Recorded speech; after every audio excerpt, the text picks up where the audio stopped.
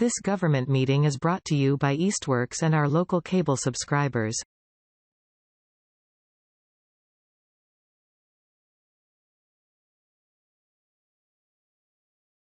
Hi everybody. Hi. Good morning.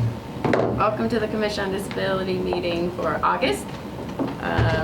We are missing Stan, Eli, who else are we missing? That's it. All right, so You. Hello, you.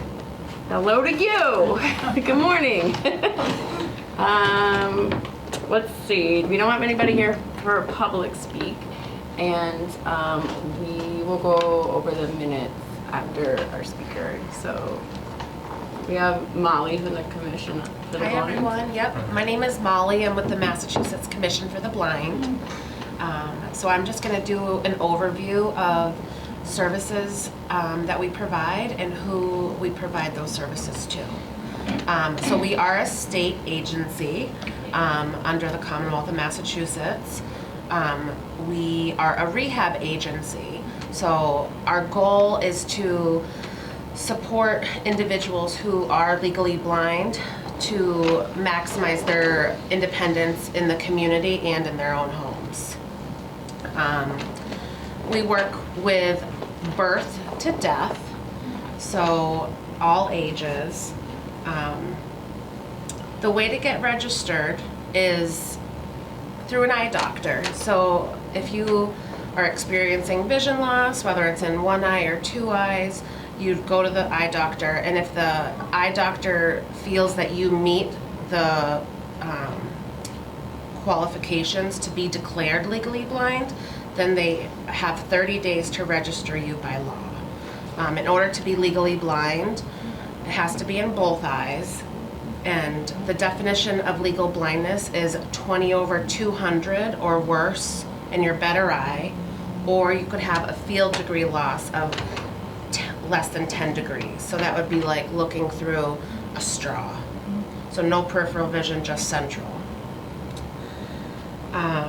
So once you go to the doctor and they determine that you are legally blind, they send in a mandatory eye report to our Boston office. They get you registered, and they would, depending on where you live, your information would go to that regional office. So we have 6 offices. We have 3 offices in our Boston office. We have a New Bedford office that covers New Bedford and Cape and the Islands. We have a Worcester office, and then our Springfield office. There's a couple different programs at the Commission for the Blind. So we have a children's worker who works with birth to 14, providing any supports in the school systems along with the teachers of the visually impaired. Then we have 2 vocational rehab counselors. So their role is if you're currently going to school, like in high school, college, or if you have active employment, their job is to support you in your school setting and in the work setting to make sure that you're maximizing your independence. For instance, you know, if you're a truck driver your whole life and then you have something happen to your vision and you can no longer drive, the vocational rehab counselors would take a look at your skill set and try to take your skills for a new employment, so you'd still be able to work. And then we have the social rehab department, which is people who are no longer working and they're no longer having, they're not in school, so there's no vocational goal. Typically it's retirement age, I would say, you know, 65 and older. In the last couple years we have been getting some younger consumers who don't work due to their disability or you know, a lot of mental health, different things like that. So we provide supports in the home for them. Like I said, primarily older adults. And then there is another unit called the Deaf Blind Extended Services unit. So those are individuals who are both blind and have a hearing impairment or have a developmental disability. So once the doctor sends in your information and you get assigned to the regional office, you'll get assigned a counselor. The counselor will reach out to you and provide you with a home visit. The home visit is when all the services will be reviewed and to determine what that individual needs. So to go over a couple of the services, we have orientation and mobility, which is the mobility instructor would go to the individual's home or workplace or school, and wherever they need training on how to get around, identifying, where the curb begins and the curb stops, different bus routes. Oftentimes they'll work with college students trying to get around campus to their classes, just orienting them to their surroundings and teaching them the safest ways to travel. There's two different types of canes. There's a regular support cane that has a handle, red bottom, and all white. The red and white signifies that the individual is legally blind. And then there's a longer one that folds up to about the size of a pen, and then you can unfold it and you sweep it in front of you to identify barriers in your way.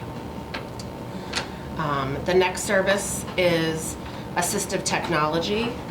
So if an individual has an iPhone, any type of smartphone, tablet, computer, and they're having difficulty being able to use it, the assistive technology engineer would be able to meet with them, review what they're having difficulties with, and then provide adaptations to that technology. There's software that can be installed onto an individual's computer to magnify the screen for them to be able to see better if the person has enough usable vision. If they don't, then there are softwares that have speech. So anything that your mouse goes over or you tab on the keyboard, it will announce out loud to you. So you're able to use that device. Same thing with like the smartphones. There's a lot of accessibility features built into the smartphones where it will read your messages to you, or you could talk into the phone and it would type it for you. So anything that we can help with technology use. We also have Rehab Teaching. So the rehab teacher would be able to go into the individual's home and maximize any type of skills related to their activities of daily living. So if they have difficulty seeing the stove or the microwave, we can put tactile markings on it so the individual will be able to feel it instead of have to get close to see it. Telling time, we can provide a talking clock where the individual can press the button and it would tell them what time it is. If an individual is interested in learning Braille, we do help teach Braille. We have writing guides if somebody has difficulty signing their name or writing a check. So any type of assistance that we can provide in the home to maximize that individual's independence. And then the last service would be low vision evaluations. So low vision is where they take a look at how much remaining vision that individual has left, and they try to maximize it with the use of lights and magnification. So whether the individual wants a magnifier to be able to read the price tags at the grocery store or read their prescription bottles at home, anything that's really difficult to be able to see. The doctor would, like I said, take a look at how much remaining vision you have. They maximize it with the use of magnification. And there's a lot of different types of magnification. They come in handheld magnifiers. They come in magnifiers that you can put on the table and drag, which is good for somebody with Parkinson's if their hand shakes. And then we also have digital magnification, which can either come in a portable version like the size of a phone, or a larger version which would look like a flat screen TV. And what the digital magnifiers do is you can put any type of print document underneath it and it will magnify onto the screen. For instance, if you put the newspaper under it, to the plain eye, the newspaper is gray print on a gray background. Very difficult for somebody with a visual impairment to read because there's no contrast. So putting the newspaper under this device called a closed circuit television, you can change the color of what you're trying to read. So now the newspaper can be a dark black print with a pure white background, and you can magnify it to the size that you need to be able to read.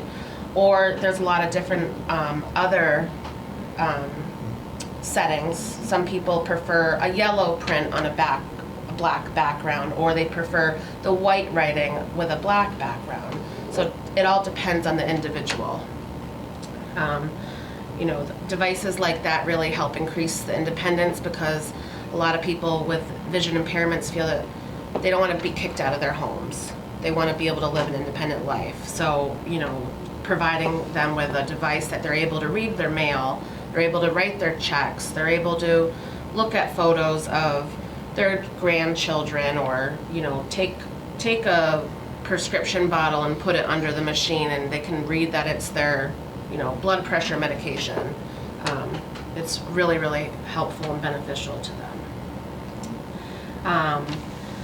As counselors, we also assist with some other services that come from other organizations and agencies. For instance, we help individuals get set up with the audio books from the Perkins School for the Blind. This is a program that's completely free. You don't necessarily have to be legally blind to obtain an audiobook player. You could, be senior, you could be hard of hearing, you could have many different other ailments that maybe prohibits you from holding a book. So they mail you an audio player, a digital player. The entire player is accessible to somebody with no sight. So any little bit of sight, you're going to be able to operate it fine. And without sight, you'll also be able to operate it, because every button speaks to you out loud. So you press play, it says play. Volume up will tell you volume up. If you think the person's tone is too high-pitched, you can lower the tone of the person reading the book. If you think they're talking too slow, you can speed it up. The books come to you by mail. They have 1 million books, bestsellers, anything that you'd like. And it's a national program, so if the Perkins School for the Blind doesn't have a particular book, and Wisconsin does, they'll send it from Wisconsin. It may take a little bit longer, but you'll definitely be able to get that book. There's no time limit on how long you keep the book, but after you're done listening to it, you put it back in the cartridge it came in, and there's a postcard that you just flip over, and it's already pre-addressed and pre-stamped. So a lot of our clients really enjoy that. We can also assist consumers with obtaining a handicap plat card to be able to park in a handicap spot if they're going somewhere with family, friends, caregivers. A lot of people like that in the winter because their visual impairment, they may not be able to see the black ice in the parking lot when they go to the doctor's office. So having a handicap plat card allows the driver to park in a closer spot and walk in with the visual impaired individual. We also can assist individuals in obtaining a large print accessible telephone for their home landline. This comes through the Massachusetts equipment distribution. The numbers on the phone are pretty large. It comes in cordless or with a cord, and as you dial the number, it repeats out loud to you. So the individual will know what number they're dialing, and it will help prevent misdialing. It also has memory features on it, so I think you can program up to 10 people's telephone numbers, which makes it really quick and easy when trying to call somebody. Instead of dialing the whole 10-digit number, they can just hit memory 1, and then now their daughter's on the line.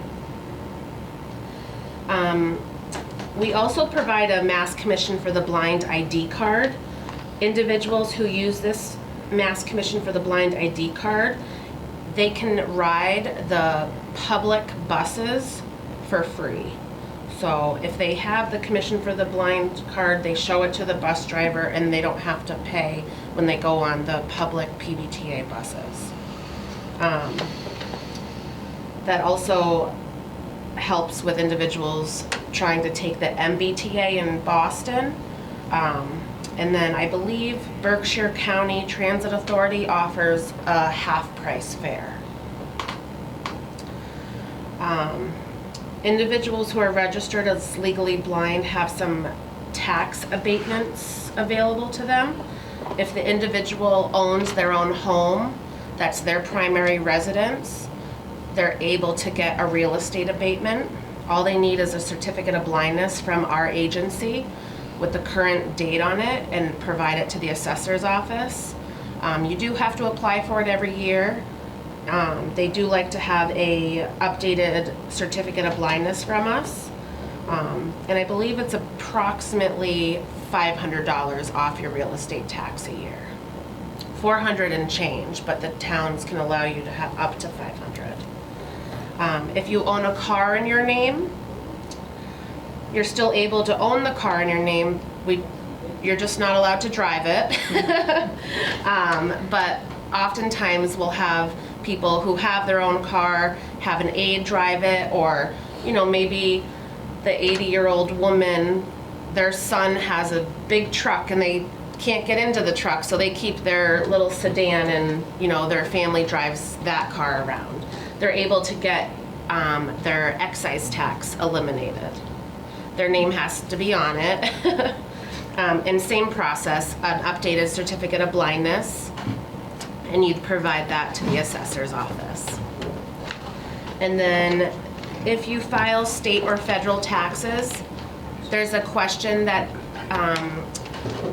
they ask, are you legally blind? And if you're registered with the commission, you would say yes, and that would give you abatement on your state and federal taxes. So that's all I have related to the Commission for the Blind. Did anybody have any questions for me? Yes. No, I didn't realize that they had to be referred by a doctor. Yes. There's no, So the eye doctors are the only ones that can determine if an individual meets the requirements of being legally blind. The only reason I say that is Yep. because at Mass Rehab, Yep. we had to turn down people who were legally blind or had low vision. Yep. And we weren't aware of that, so we would tell them they had to contact you. Yep. Which, if we made them aware of it, might help. a Yeah. little. So the doctors by law have 30 days to send in the report to our office. So if all of a sudden I lost my vision and I went to a doctor, I wouldn't have to ask him. Nope. He's mandated by He's law. mandated by law that if they see that the individual's meets the requirements, which would be 20 over 200 or worse in the better eye, or a field degree loss of 10 degrees, less than 10 degrees. That's how they would get registered. Thank you. A lot of common eye conditions are macular degeneration, retinitis pigmentosa, glaucoma, diabetic retinopathy. And there are other eye conditions that do come up that are more rare. But it's the doctor's determination to see if they meet those requirements. Okay, thank you. Yep. Anybody else have any questions? No. Thank you. Well, thank you for having me here and Thank speaking. you. If you guys have any other questions, I can give you my email if you'd like, in case you have any one in the community that has questions. Okay.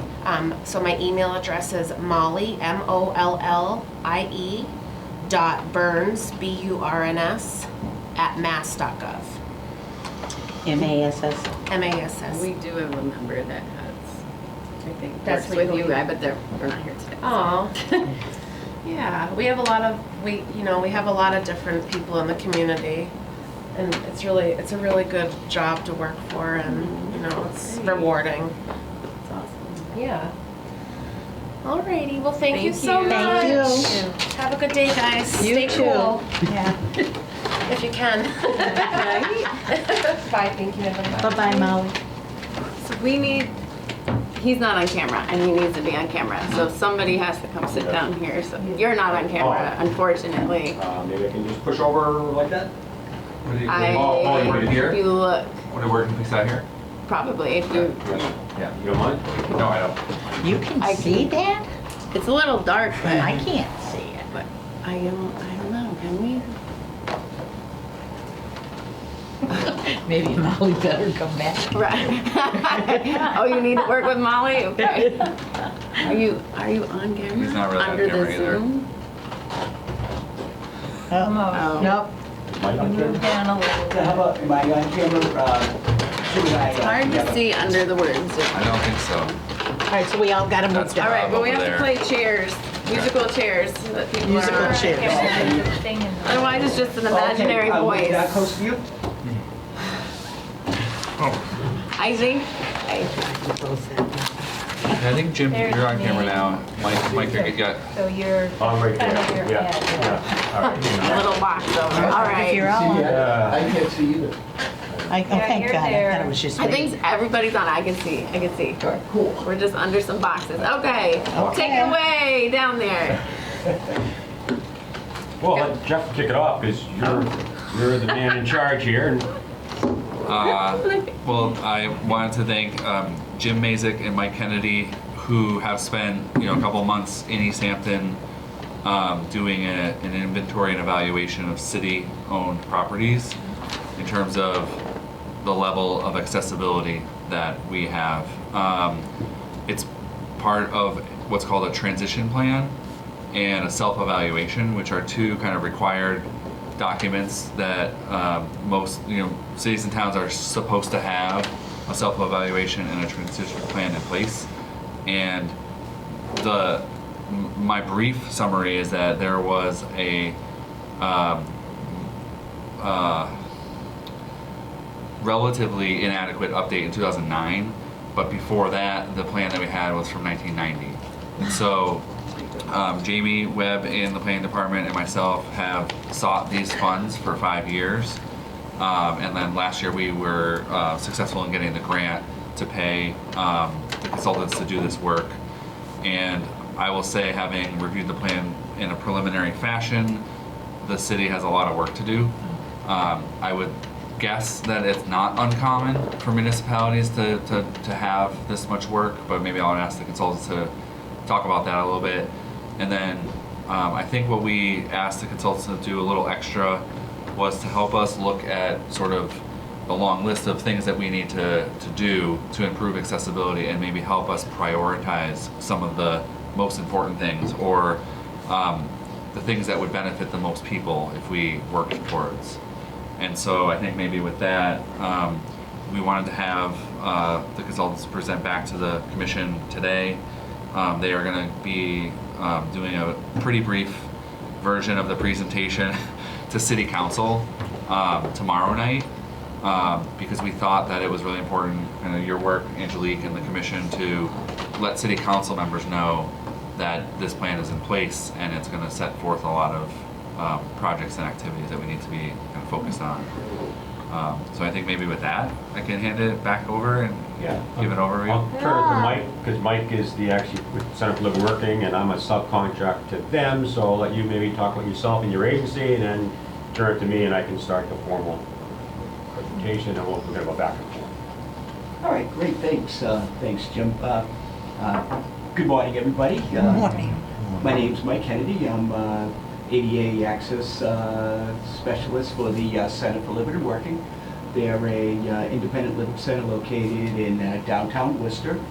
If you folks are familiar with the Stavros Center for Independent Living, Yeah. we along with Stavros, 2 of the 10 independent living centers scattered throughout the state. Okay, so first and foremost, on behalf of Center for Living and Working in partnership with Jim Mazik, just want to say thank you for choosing us to administer your ADA self-evaluation transition plan. And I just want to give a shout out to Jeff and Jamie, who were very helpful in our process. And just quickly, first and foremost, congratulations. Having a ADA plan back in 1990, you were probably one of the first ones to do that. That's awesome. And just overall, just in my experience out here, actually Easthampton does pretty well for accessibility. I'm really enthused about all your outdoor rec sites and the work you did to make it usable for everybody. Very impressive. So, with that, just a little more about me. I've been with the Center for Living and Working like 16 years now. I started in there in 2006, and I don't know if anyone has visual impairments, but I'm a T6 paraplegic who uses a manual wheelchair, and I've been using a wheelchair since 1974 as a result of a spinal cord injury. So that's enough about me. So I'm going to turn it over to Jim. Okay, thanks. Just briefly, so certified professional planner by trade, nearly 40 years. The past 32 prior to retirement was a part of the Valley Planning Commission, oversaw the Community Development Department, also as deputy director of the agency. Worked with Easthampton for many projects, dating back to Stuart Beckley when he was town planner, and then I can't forget her name now. Jessica Allen, yes. Now Jeff and Jamie. So doing ADA plans for many years, probably dating back 20 some odd years. In the last 10, pretty much been a partnership with the Center for Living and Working. I just had to respond to someone had a question on something just yesterday, and I look back and we've done over 40 ADA plans collectively between us independently, but also as a team, and 17 in the past 2.5 years, and that's as a choice. We've done a lot. The MOD grants has been one of the factors, but also CDBG funds have been used to do these and that sort of thing. There are some typos in the plan. I was looking, preparing for today, and I don't know, we might have been thinking fish dinner because we call code red cod red. So we got to change that. There's a couple other ones, but we said we'd have a time frame to do that, and then we can just make the edits and finalize it. But it's like 99% fine. So anyway, you're gonna get the regular presentation. The city council meeting, and we typically do these. They last anywhere from an hour to an hour and a half, depending on some questions. And we were in Southborough last year, and their board of select administrator just had so many questions, and it was over a 2-hour meeting. We have 15 minutes for city council, so it's going to be tough. But you're going to get the longer versions, which will be good, so if you have time for questions and that sort of thing. And we're not going to talk 90 miles a minute, which we'll have to tomorrow night. So some of this may be redundant for you if you're familiar with the ADA, but the Americans with Disabilities Act was signed back into law back in 1990 by George H.W. Bush. It is a civil rights law, and that's key. It's intended to have equal access to all programs of service, regardless of physical and mental impairment. There are 5 titles under ADA. Title I is equal employment and equal opportunity. Title II deals with state and local governmental jurisdictions, and that is where it deals with access to programs and services. And that's where it comes out where local jurisdictions must create a self-evaluation and transition.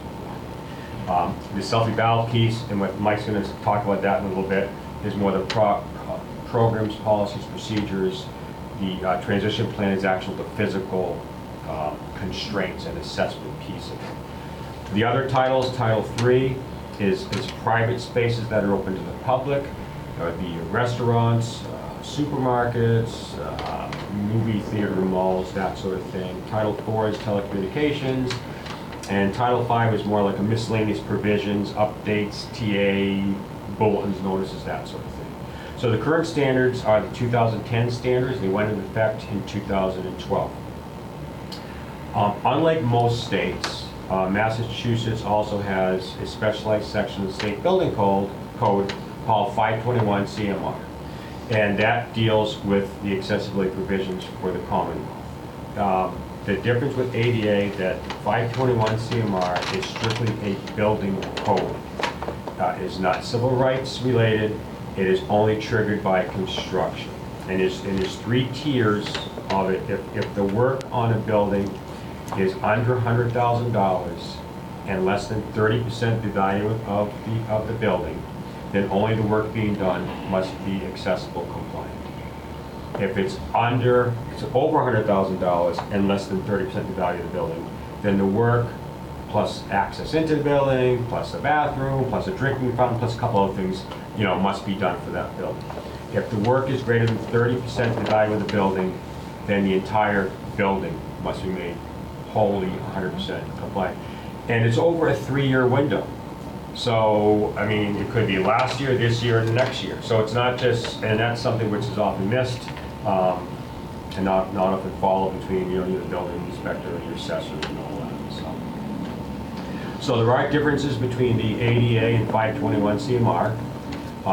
First, I just noted about civil rights versus buildings. ADA also deals with employee workspaces. Currently, 521 CMR does not. And I say currently because Mike's on a committee looking at statewide regs and they're looking to change, and that's something I think that's in the provision. If he chooses, he can talk about that later on. You can also, under ADA, look at modifying policies and procedures to address issues or relocating the program or service itself. So there's a little more flexibility. There's also differences in the standards themselves, and we'll talk about that a little bit later on when we get to more of the details. So I'm going to just briefly talk about the plan content and format, and then how we lay it out, and then Mike's going to be then talking about the self-development piece. So we have 4 sections. I don't know if you saw your plan at all. I don't know if is it online at all, Jeff, yet, or? It supposedly is. I haven't looked at it yet. Okay, so this is your plan. It's about 250 pages, give or take a few. These are the regulations, state and federal. The state regs are only about like yay thick here. This is all the federal part. So we have to look at both of them when we do our plans. And we look at, again, the higher standard of the 2. And we'll talk about the layout when I get to that part, later on this morning. So we have the front end, we have the self-evaluation piece, the transition plan, and then the appendices. So those are the 4 sections. The appendices would be the survey form, any policies, procedures that we feel that we're recommending you adopt, or maybe you look at in addition to what you already have. Transition plan, like I said, is actual assessments of the properties. Self-eval is the policies, procedures, and et cetera. And then the front end. The front end is, and we started doing this, I don't know, maybe 5, 6, 7 years ago, and we've expanded on it. The front end, we kind of look at it as a one-stop shopping center for accessibility and ADA requirements. And we found that we would get we do these presentations, and we get a lot of questions from folks, and we say, geez, we should include this in our plan. So the front end is pretty much similar for all of the plans we do. And we do tailor it as needed for our community if that's the case, and we're always updating it. We just updated it recently to include something else, and I'll tell you that in a second. So the front end, we have a section on the ADA and the 5 titles. We'll go into more detail on that. We have a section on other federal accessibility requirements and also contact information and that sort of thing. We have a more detailed section on 521 CMR. We have a section on alterations to historic properties and the exceptions that are involved with that.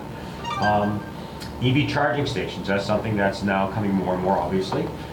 Technically, there's no regulations on EV charging stations, but there are regulations on parking spaces, level landings, no abrupt change in level service, accessible routes, there's reach range requirements on things. So there is guidance out there, so we have a section on EV charging stations. If you're putting one in, this is what you need to look at.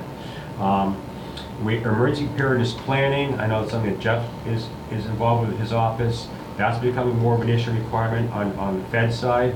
So we have a whole chapter on emergency preparedness for persons with disabilities. And we typically, even if you have something in place, we ask that you look at that and maybe incorporate some of the recommendations and things we have in there. We have a section on ADA service animals versus emotional support animals. That's been coming up more recently. ADA compliant portable toilets. In all the years we've done these, we've come across accessible portable toilets. None of them have ever been ADA compliant portable toilets. If you're paying for a lease of a toilet that's supposed to be quote-unquote accessible, then it also should be ADA compliant. We find them where the toilet paper dispensers are over the grab bars. That's not allowed. The grab bars are not at the right height. Maybe the mirror is at the wrong height. There is inadequate clear width from either the near wall, the far wall, or definitely in front. So we have actually photographic examples, and we talk about that, examples of what you should have. They're going to be a little bigger, they'll probably be a little costlier, but I mean, if they're supposed to be accessible, then you need that maneuverability, and you need things within the reach range.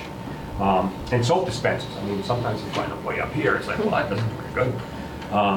And then recently now we come across, most we see this in public safety complexes, police stations, fire stations, and also in schools, science labs, emergency eye wash stations. Most of them, the showers, the pull change too high, easy fix, but they really, in order to be able to use with a closed fist or loose grip, they should have the ring, so you can just go in and pull versus, if it's just a chain, I can't use my hand, I can't really do that.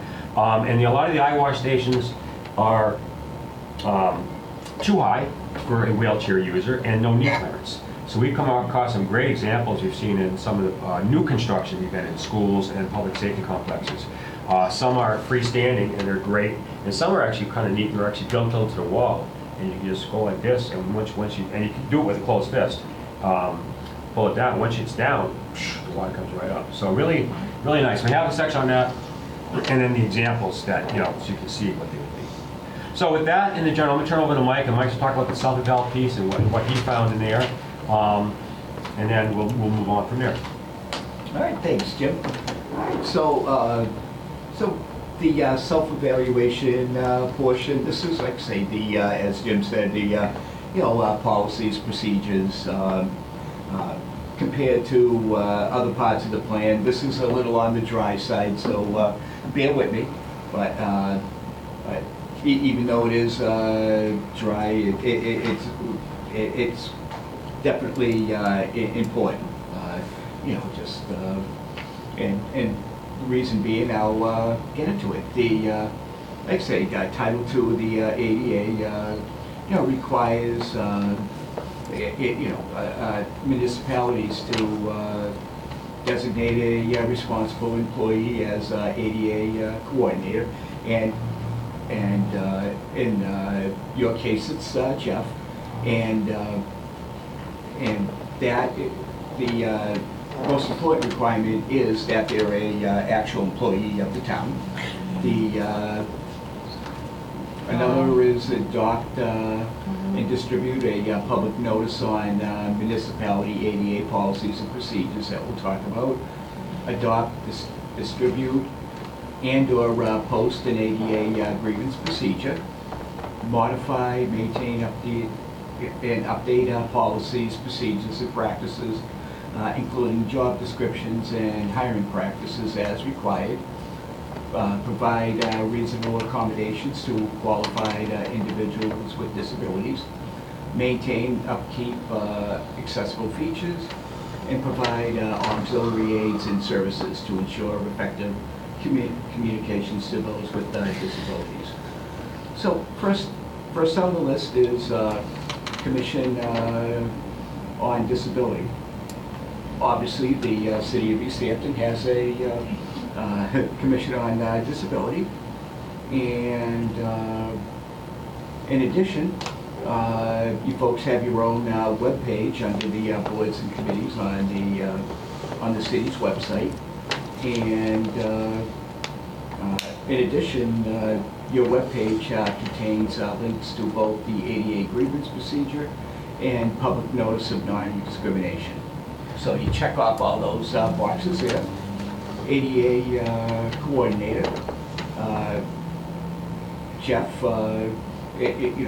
told us right off the bat that he was the ADA coordinator for Easthampton when we did our ADA plan startup meeting.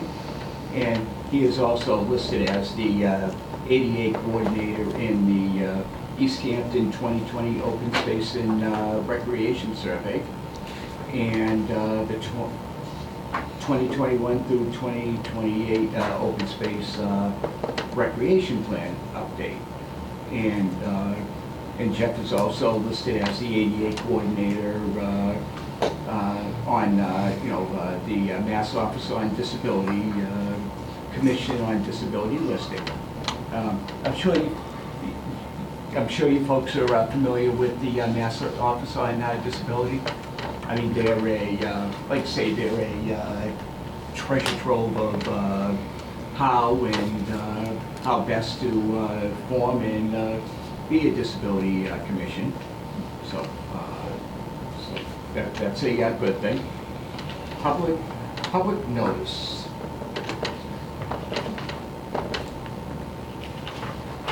So the Easthampton does have a public notification document located on page 68, 168 of the 21 through 28 Open Space and Rec Plan update. And even in that, it identifies Jeff as the ADA coordinator. And it is also located on your webpage. When I say you're the Commission on Disability. Only recommendation here is we have a sample of a slightly more expansive public notice as to consider on Appendix B. And this updated public notice can replace what's currently on your webpage and the city's website. Grievance procedure. As mentioned before, the grievance procedure is on your webpage, and the grievance procedure identifies Jeff as the ADA coordinator and the person to submit one's grievance procedure or grievance to. And what I saw was that it pretty much follows the same format as the template offered in that we offer.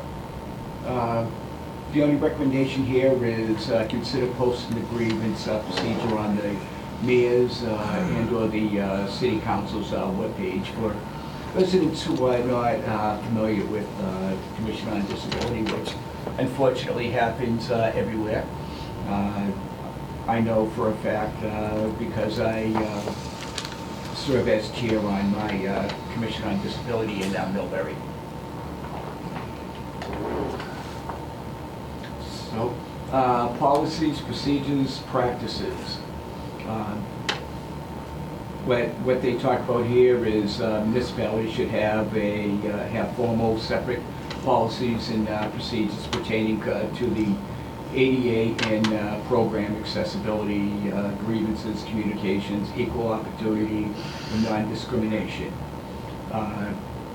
The City of Easthampton's application for employment actually has the verbiage.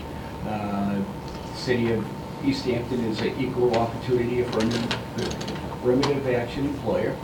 All qualified applicants are considered without regard to race, color, gender, religion, sex, national origin, on and on and on, and disability. The recommendation here is, the city adopt a reasonable accommodation policies discussed further below, and incorporate non-discrimination language, essential function requirements and physical requirements, and employment postings and job descriptions. So, and if you guys, if folks have questions, feel free to ask, or we can, wait till after we make our presentation. Just based on what I was able to review, most job descriptions included language on essential functions, work environment conditions, and physical requirements. All the submitted job advertisements contain the phrase "an equal opportunity affirmative action employer" at the bottom of the post. However, almost all the submitted job descriptions lack the phrase "reasonable accommodations may be made to enable individuals with disabilities to perform the essential functions." In addition, the submitted job descriptions contain the following phrase: "The work principally involves sitting with intermittent periods of stooping, walking, and standing."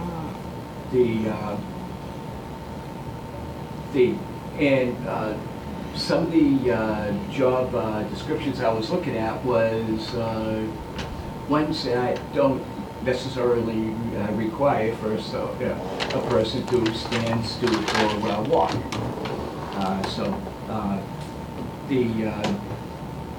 The recommendation here is to adopt a reasonable accommodations policy and request form, and incorporate this language in the job descriptions. And a sample is provided in Appendix C and D. We're getting near the end now, folks.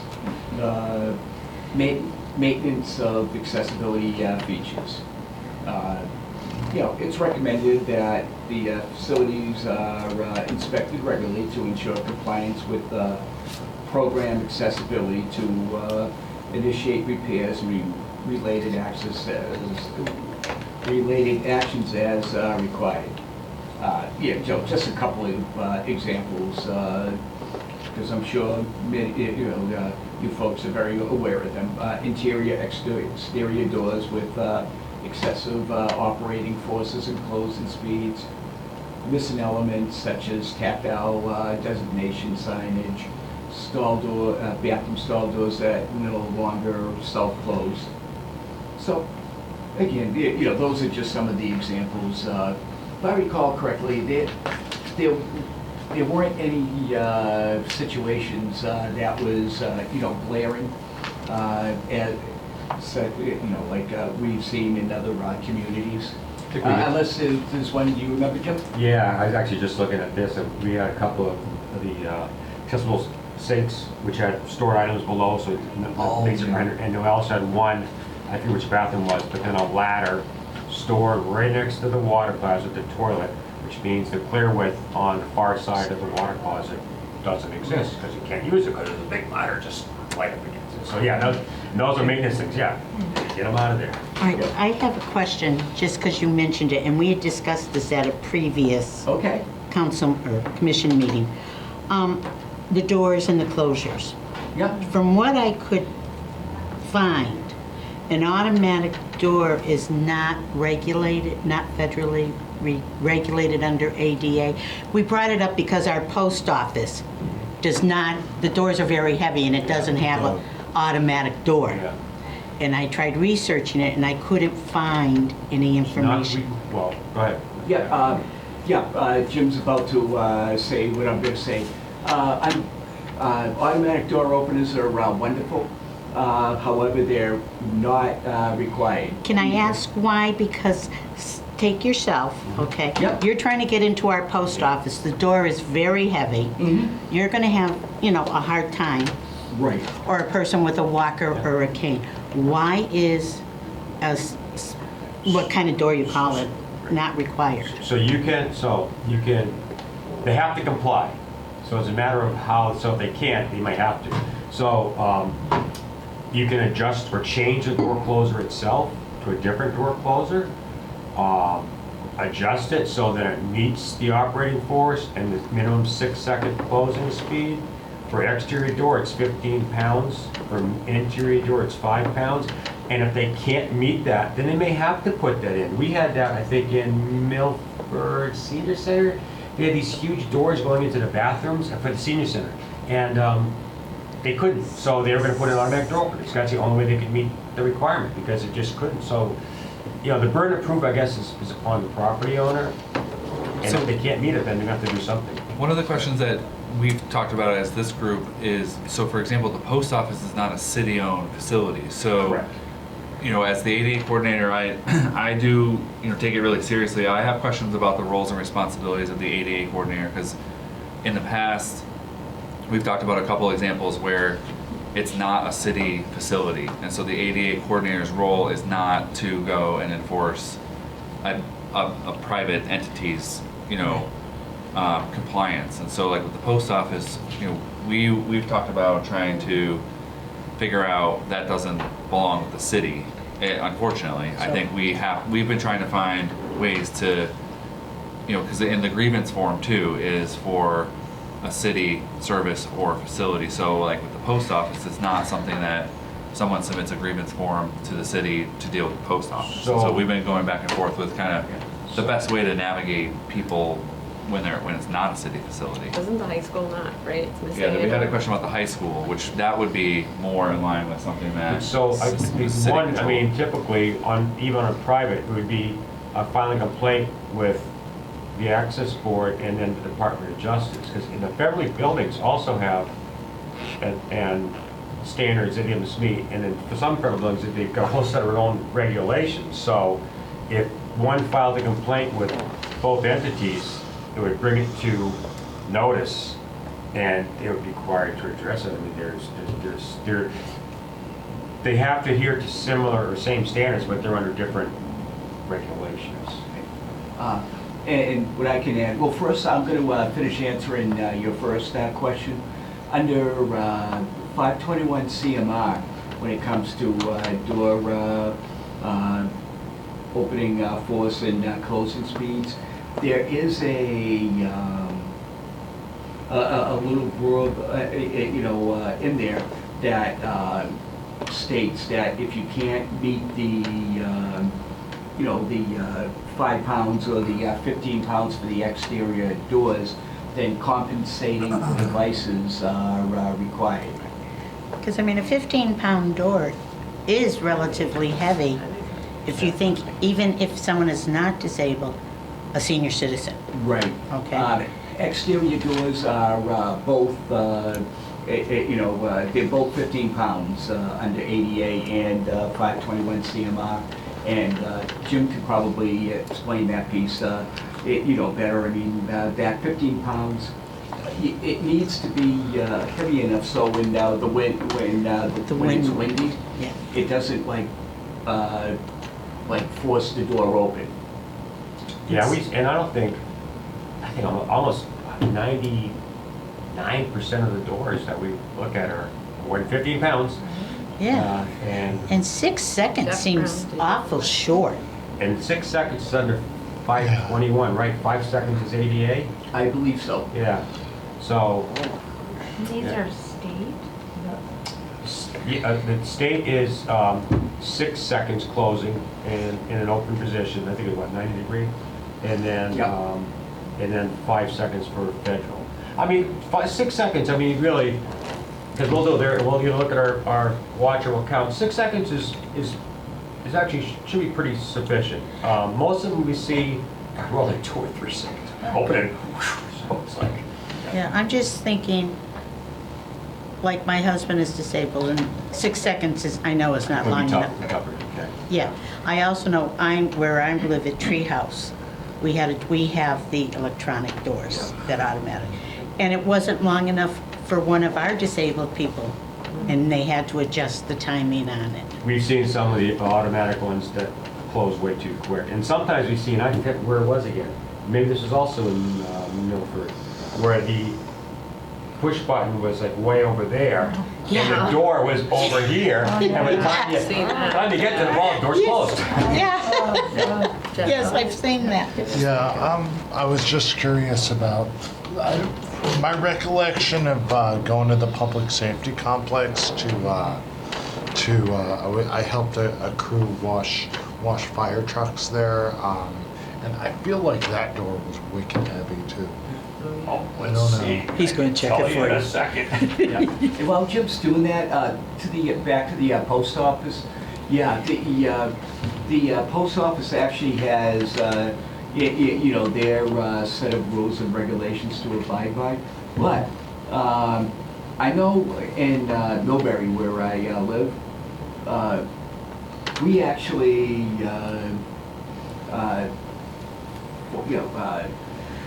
met up with the Postmaster General and develop a good working relationship with the Postmaster General.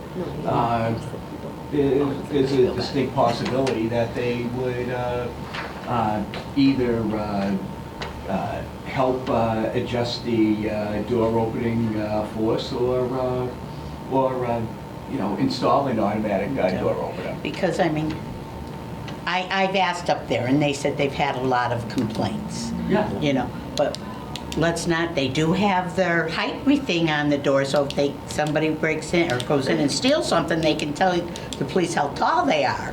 Oh, okay. And I said that to the guy, I said, that's more important than someone getting in here.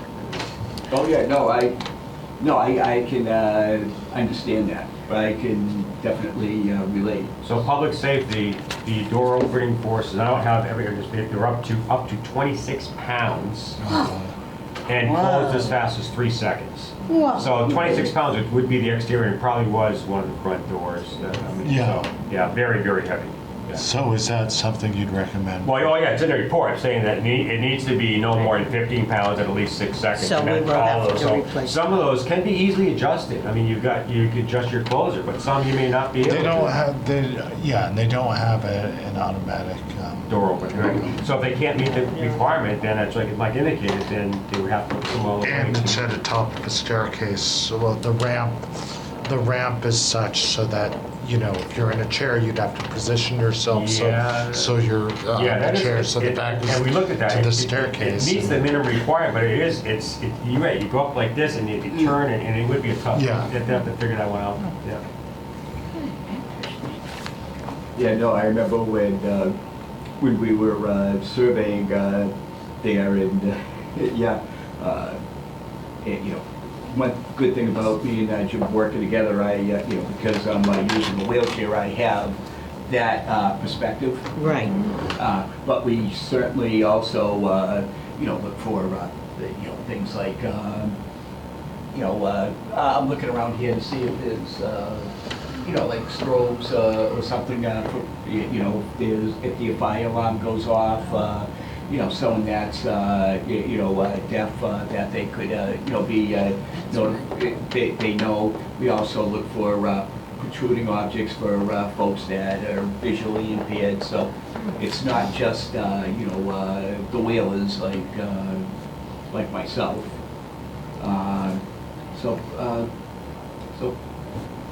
So yeah, it's interesting stuff for sure. So we're getting near the end of my piece, but effective communication, auxiliary aids and services.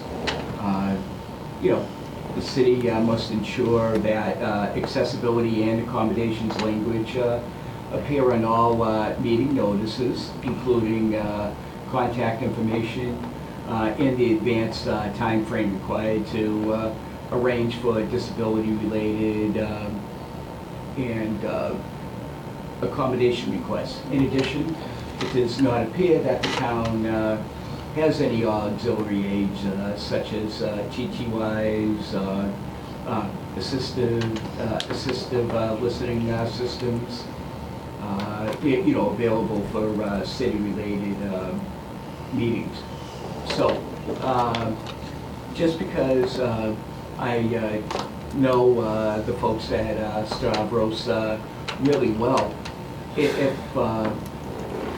the city is looking to get assistive listening devices, you could contact them because they actually have a deaf and hard of hearing department, just like CLW does, and they have been helpful in the past. I know, my own department, because we've actually had municipalities contact us, asking where they can get portable assist. I'll just call it ASDs. But so if Stavros can't help you, you certainly can contact either me or Jim, because the thing is with when we do a plan, we don't make our presentations and disappear. I mean, we're always available for questions. Jeff, you didn't hear that? I just wanted to say it's 11, so if you have to go, you can. Otherwise, we're going to stay a little bit longer. Oh, I'm sorry. Say that again? I was just telling them, because the meeting's till 11, so since we're going to go over a little bit, but if they have to leave, they can leave. So. I think we're good till about 11:15 or so. Yeah. Okay. Oh, all right. Yeah, I'm nearly, done.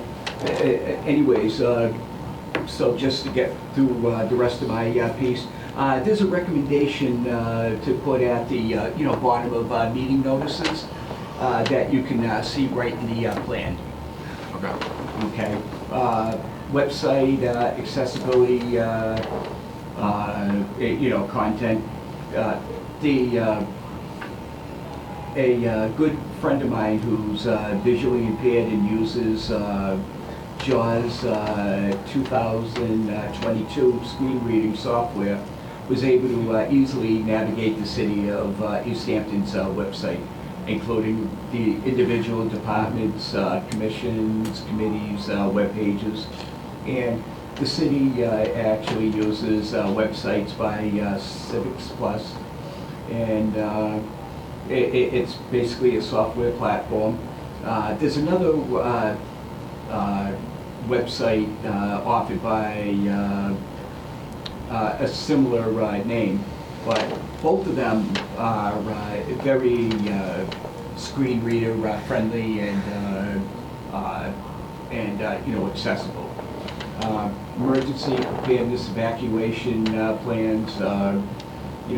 The Easthampton, has the following on the front page of its website. The code red line. At least I got it here on my notes, but I'm sure somewhere else it isn't. And the fire department provides a link to Massachusetts Emergency Management Agency, or MEMA for the acronym. Recommendation is just follow the guidance provided in Chapter 11 of the ADA plan when developing an emergency management plan, and more specifically that notification and assistance to persons with disabilities be included within the plan. And another suggestion, I don't think I have written down here, is to, actually if they do exercises, emergency planning exercises, have a couple commission members be part of that. Because just because you have a disability doesn't mean that you can't participate in the process, and you're going to bring things to the table that someone without a disability wouldn't. And finally, polling places. The elections are held at the Easthampton High School, and the city clerk states that the automatic voter assist terminal. Are you guys familiar with the automatic voting terminal? It's a, I think we have a picture on the actual plan, but it's a terminal that you can roll up to, walk up to, and you can fill out your ballot electronically without having to be able to see the screen. So someone who's completely blind can, vote with privacy. It also does have a screen, so if you're a person with a visual impairment, you can mess around with the contrast to enable you to see it better. And some people just really, can't write, but they can operate a keyboard. So, but that screen actually faces away from the public, and having surveyed many of polling places, sometimes they have the machine located right where the general public's out walking by. So, your voting privacy is not all that private. And then, other than that, the high school is accessible for people who use wheelchairs, and you can get the whole rundown and our actual assessment of the high school. So, thank you for listening, and I'm going to turn this over to Jim. How much time? I don't know. How much time do you need? Do you know? Well, I can do my prep for the city council meeting and try and do this in 6 minutes or less. Yeah, I probably have to leave it. I actually have to excuse myself at 11:15 too. Okay, then let's do that. I'm going to skip some stuff. Okay. So if you saw the plan, so I'm going to go right. I'll just say the format. I will talk about the format. So the format is each individual assessment, which we have a description of the facility, a picture, and then a narrative. The narrative is a quick read, which I think is easier for folks to look at and just want to get a feel. And then we have in table format specifically what the issue of non-compliance, the federal code, the state code specifically needs to be done. Then we have priority, feasibility, time frame, and cost estimate. So that's for every single property. This here is town hall. This is about 13, 14 pages. So what I'm going to do now is just generally go over the general areas of non-compliance through all the buildings, not every one, because we'd be here for another 6 hours. And then the rec areas, and then sidewalks, curb ramps, with a couple comments. So I'm going to do this quick and prepare this for tomorrow night. So types of things that we found: parking. In some places there was no designated accessible parking, or there's no van accessible parking. Signage was too low. It must be at least 60 inches at the bottom of the sign, no more than 96 at the top, 5 feet, 8 feet. Non-compliant running slopes, cross slopes, 2% is level, so any more than 2% is non-compliant. I mentioned not van accessible. Outside drop boxes or airphone buzzers to access the building or to drop stuff off, too high. Can't be no more than 48 inches. 48 inches is the max under ADA, 54 and 520 CMR. 48 is the stricter standard, you gotta go with 48. Doors have excessive operating force, we talked about that, or too fast closing speeds. Stair railings, exterior, interior, not round and oval in shape, rectangle. Don't have top and bottom extensions. You have house here on this building, the side says stairs. They're rectangular. Need extensions on the bottom, slope distance of 1 tread, then 12 inches parallel to the ground. 12 inches parallel to the ground on the top. Many of your stairs don't have that, railings. Non-compliant door hardware, signage, doors been shut. Either no tactile designated signage or tactile signage mounted on the door, not on the inside, lever side. Glass panes on the door. Those glass panes are fine. Those glass panes are fine. But if you find glass panes on doors which are in the middle of the door, they can be no more than 43 inches above finished floor under the ADA. 521 doesn't address. That's because you're in a wheelchair, you have the ability to see through someone coming as anyone who's not in a wheelchair. Drinking fountains must be high-low. A lot of them were not high-low. A lot of them didn't have knee clearance. Exterior accessible routes of travel, you have some into this building where you've got an abrupt change in level of service. Greater than 1/4 inch or greater than 1/2 inch 1/4 inch unbeveled, more than 1/2 inch beveled. You have it right here coming into the building from the parking lot.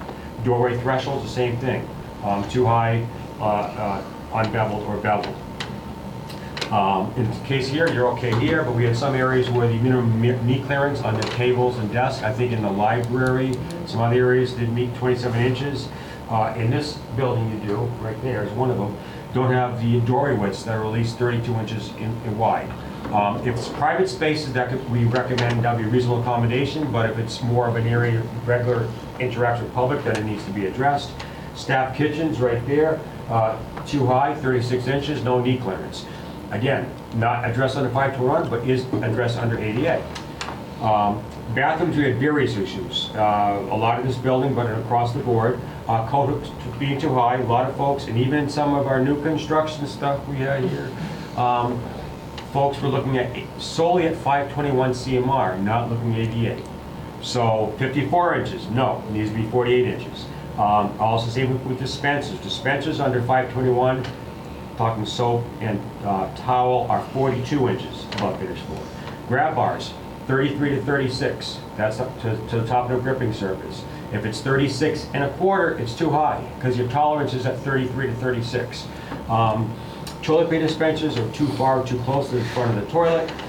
Inadequate clearances, so it needs to be 18 inches on center from a toilet to the near wall, 42 inches on center from the toilet to the far wall, 42 inches in front of the toilet. In many cases, we were 16 inches on the side, 20 inches, not enough clearance in the front or on the side. Flush controls of the toilets must be on the approach side. Many times they're on the wall side. Many times we saw toilet paper dispensers located over the grab bars. Nothing can be over the grab bars.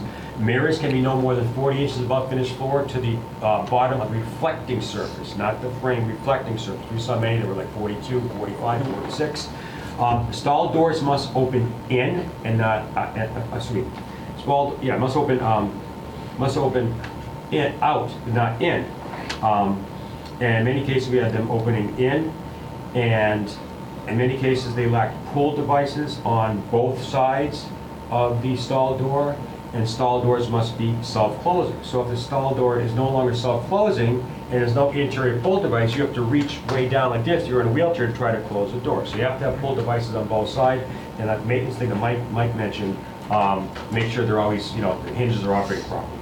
Recreation areas, there are 5 areas that are passive conservation. I'm not going to name them, but if there's no further improvements on those areas, then no action is required.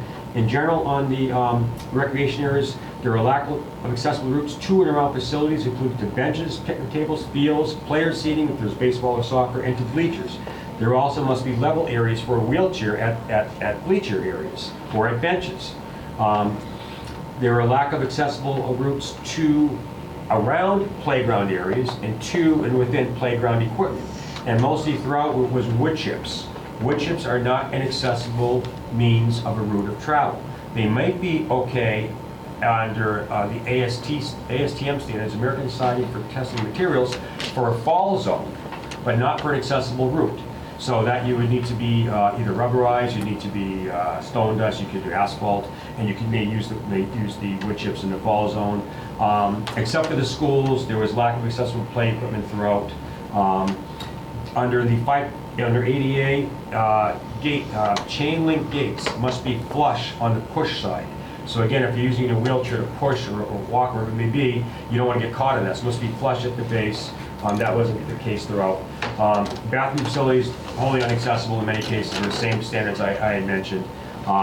Some of the picnic tables lack knee clearance or knee depth, 19 inches knee depth, 27 knee clearance. Drinking fountains were not high-low. 2 things I want to point out on rec areas, and we're pretty much almost done here. Plasky Park, there's no accessible route to the gazebo, and the stair railings are non-compliant, rectangular, and they lack the extensions.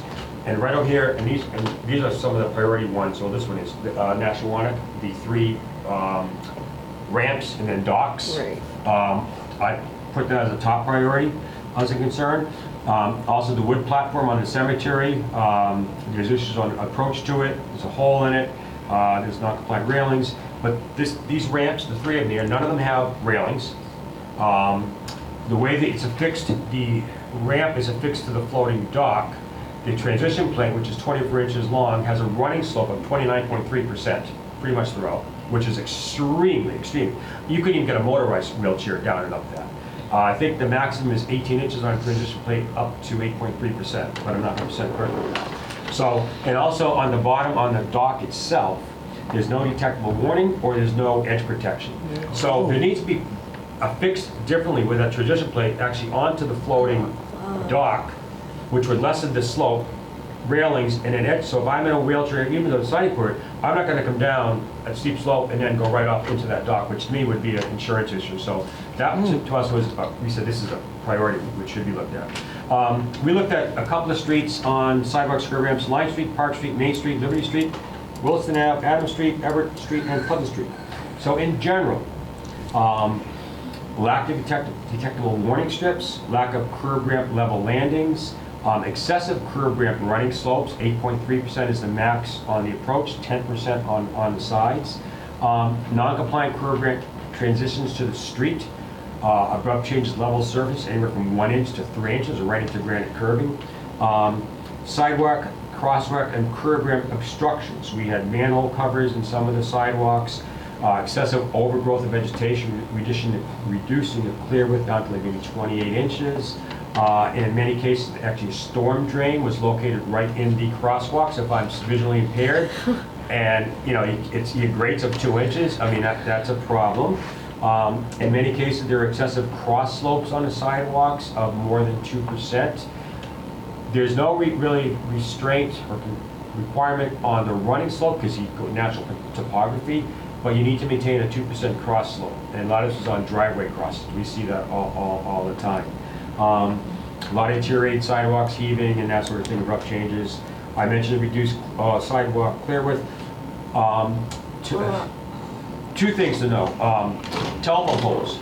So new telephone poles, go in, they chip the concrete around the asphalt, put new ones back in, they don't replace the concrete, and there's a gap. So now you reduce the clear width, which was once 36 inches, down to about maybe 28 or 20 or 22 inches. There is the same thing with, there was a flashing signal put up at the roundabout at Park Street. That reduced the clear width down to 28 inches. So the sidewalk needs to be bumped out because 28 inches is not, well, if you got a powerized wheelchair, forget it. You can't go through there.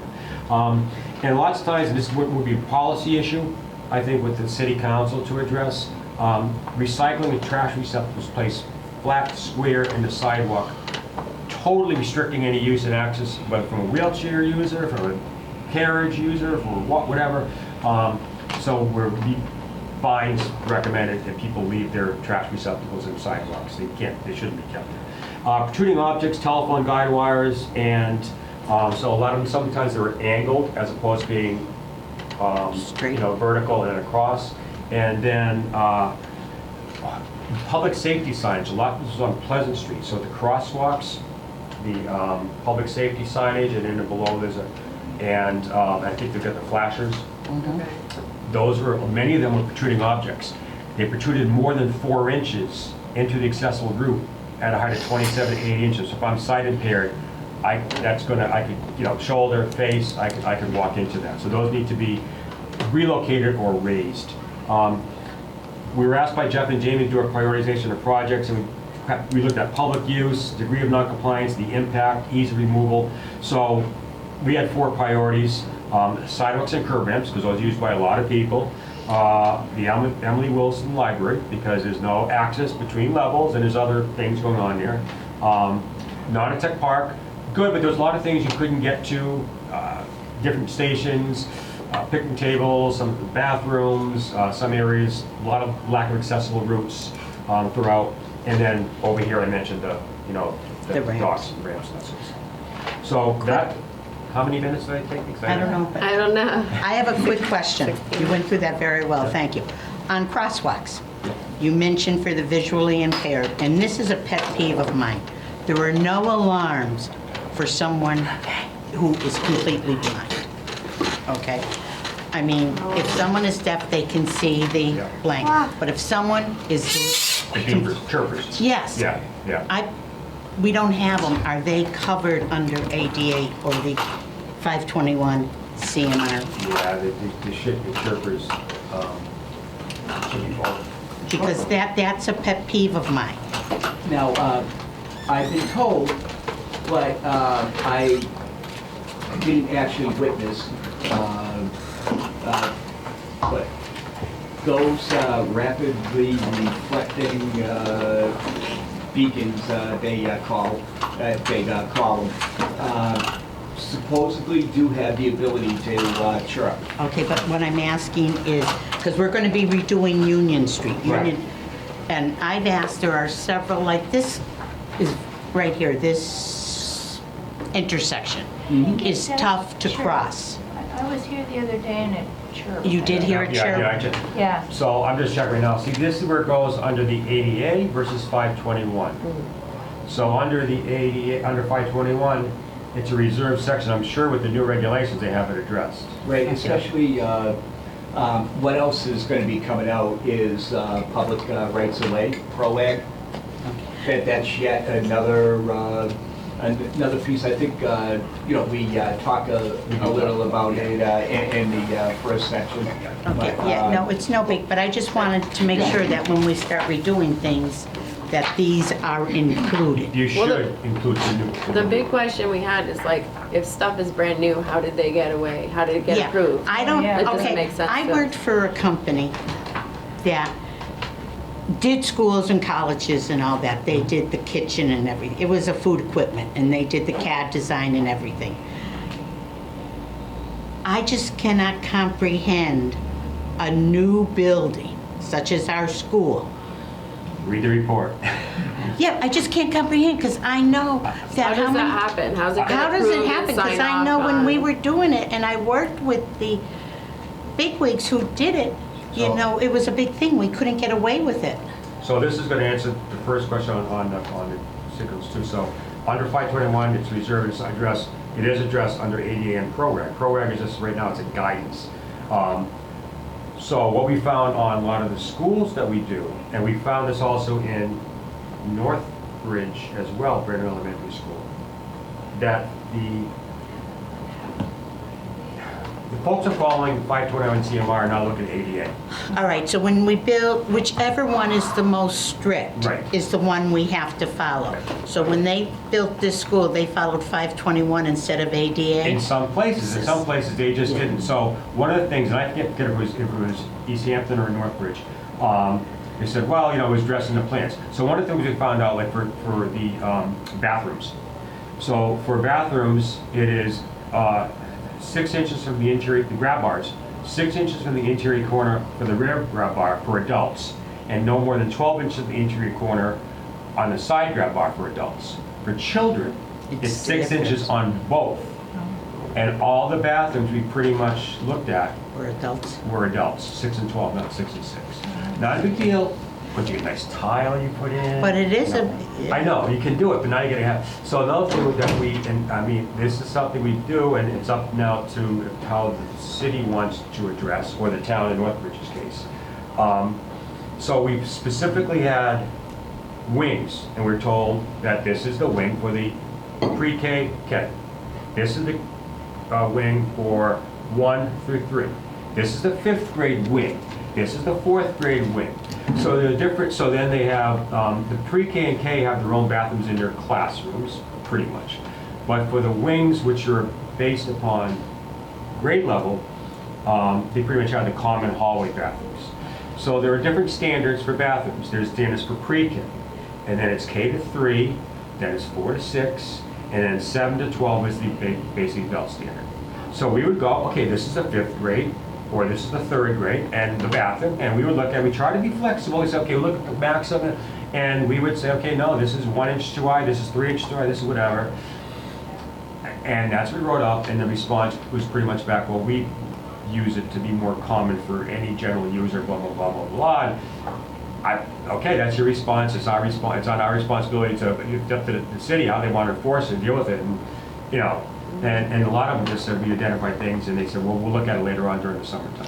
So, but we identified it. really, if someone is building a new place like our school, Yeah, they'd be better off before they started like putting the beautiful tile in, Yeah. have someone come in and say, does this meet our regulations before? But they should. We mentioned a lot of folks, before you do it, have them do a code review of the Yeah, plans. well, that was the word I was thinking, because we always did that when we did them. But a lot of things too is, we were there with the OPM, I'm not gonna point fingers, and I'm not gonna say Right, Easthampton it's and okay. Northbridge, both Yeah. of them, same thing. With the OPM, that's the owner's project manager, who they pay a top dollar for. And we used to do that at PVPC, we did all overseeing construction projects, we were kind of served as the OPM. And the OPM is supposed to go and look at things Right. and inspect and make sure that it's done properly.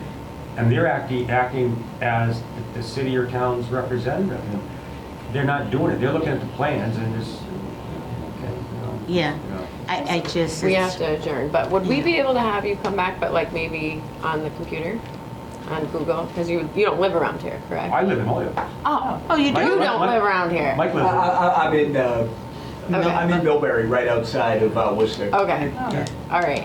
Whereabouts in Hoyoke? You know the Ashley Reservoir? Yeah, Okay, going up the hill on Lower Westville Road, yeah, to the Youngstown, yeah. left-hand side, first house, a ranch house. on Why, are the- you stopping by? Well, no, I grew up in Hoyoke. Playing I with grew you. up in Hoyoke. So these We just are- moved here. These Oh, are okay. recommendations, right? Yeah. So the city doesn't have to do anything, or they should do, how does that kind of work? Yeah, well,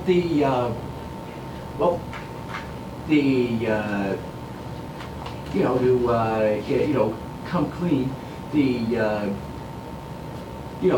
city adopting a ADA plan, which they did, that's a plus. And what's even a bigger plus is that they're, starting to make improvements. Right. Do they have to or not, though? So, Yeah, as the Like commission, by it'd be law, that's good what for I'm us saying, to 'cause know. like that's our job. Yeah. correct. So again, when we started this off, we said that these are required by law. Okay. Okay, that's Right. the, So that's the first, now you have it. The expectation is that you will move forward on things as the city has the resource to do. So you must make, it's like a master plan, Mike always talks Yep. about, really, it's a master plan, and you need to make a really good faith effort and put money away to address things and chip away. Okay. Is You there- have the plan in place, and so it also,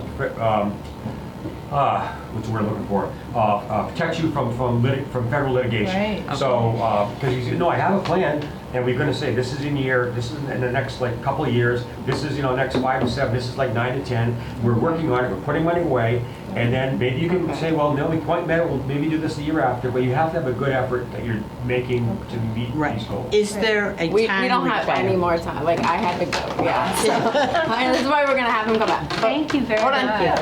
We still have to, the next meeting is September 6th, and we can't Are you approve the ready, Julie? minutes. I am. Okay, we didn't know that, I didn't know, so. I know. Sorry, I should have done that, and I forgot.